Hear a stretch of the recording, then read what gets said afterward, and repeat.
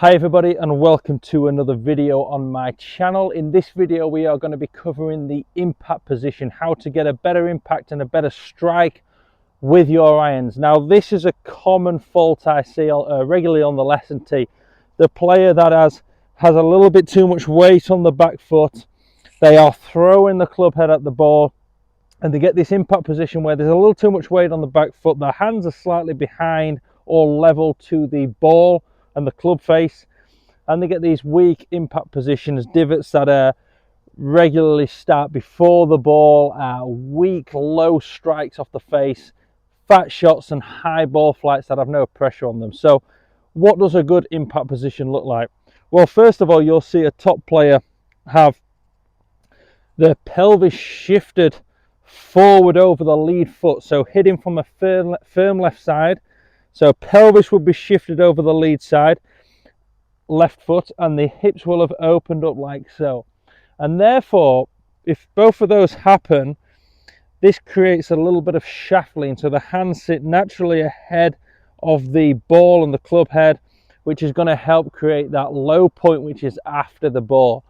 We've all heard that saying, we want that club to be traveling down into the ball. So it's ball then turf, not turf then ball. So two ways that we can go about trying to achieve this. If you're one of those players that struggle with getting stuck on that back foot, the first drill I want you to work on is actually get a second wedge. In fact, I've got a 9-iron here. Get a wedge, pop it under your lead heel,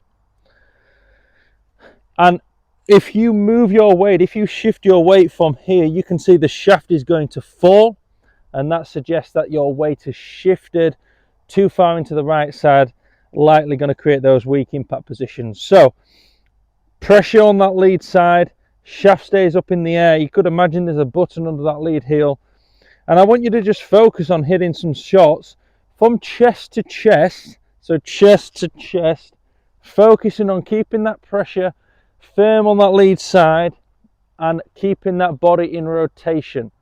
So if there's too much lateral shift, the club will fall. You'll feel how you're having to work really hard to get that weight back into that lead side. Now if you start with the pressure left and you start with the pelvis on over this lead side and the hip line a little open, and just work on some half swings, that's going to help me create a strike and a low point that is a lot more predictable.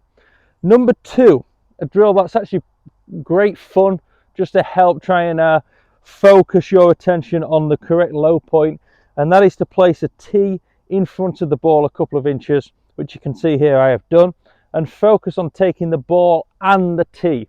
Now if I've shifted back and I've got stuck on that right side and I'm starting to move down and the club head's accelerating past the hands, I'm going to hit the ball, I'm going to lift up and over the tee.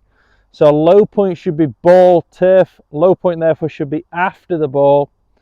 So if you put those two together, you've got pressure on the lead side, hip line a little open, hands ahead, just pumping from some half swings, and then try that on the ball.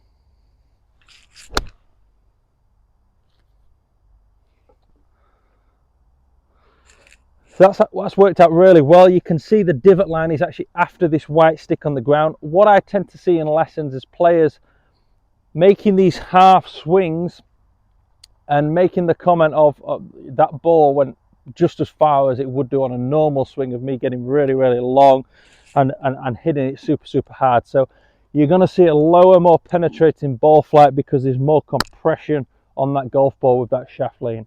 So hope that makes sense. Train it on some half swings first of all, and then build it into your full swing once you feel like you've achieved that feeling. I hope that makes sense. You've got two drills there. Any questions, leave them in the comments below, and I look forward to hearing from you with the good results that you've been getting with these two drills. If you'd like to see any more tips, more videos, then like and subscribe, and I'll continue producing this content for you.